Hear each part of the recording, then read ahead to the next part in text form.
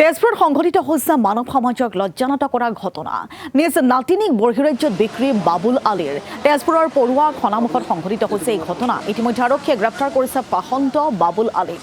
অৰুণাচল প্ৰদেশত নাতিনীয়েকক বিক্ৰী কৰিছিল বাবুল আলীয়ে আৰু শিশুটিৰ মাতৃয়ে ককাক বাবুল আলীয়ে সন্তানক বিক্ৰী কৰাৰ অভিযোগ উত্থাপন কৰিছিল। মাতৃৰ অভিযোগৰ ভিত্তিতে আৰক্ষীয়ে অনুসন্ধান চলাই গ্ৰেপ্তাৰ কৰিছে বাবুল আলীক। আৰক্ষীৰ জেৰাত বাবুল আলীয়ে স্বীকাৰ কৰিছে সকলো তথ্য। মই এদিন গৰু দিব যাওঁতে মোক এজন সেইখন ঘৰৰ বৰ্মাজনে মোক কৈছে বোলে ইহঁতৰ ঘৰত ছোৱালী এজনী আছে, ছোৱালীজনী বোলে ইমান মাৰপিট কৰে। সৰু ছোৱালী মানে 5 বছৰমান হ'ব, 5-6 বছৰে হ'ব চাগে।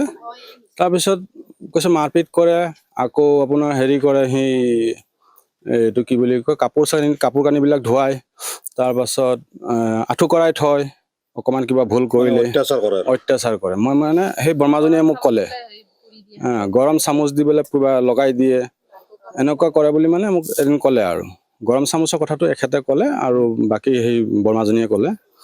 তাৰপিছত মই সেইখিনি কথা গম পাই পেলাই মই একো কাণমুখ নল'লো আৰু গুচি গ'লোঁ ঘৰত। বোলে তাৰ ঘৰত অহা যোৱাই নাই যেতিয়া, তাৰ নাতি নহয় আৰু আমি কি ক'ম আৰু তাত।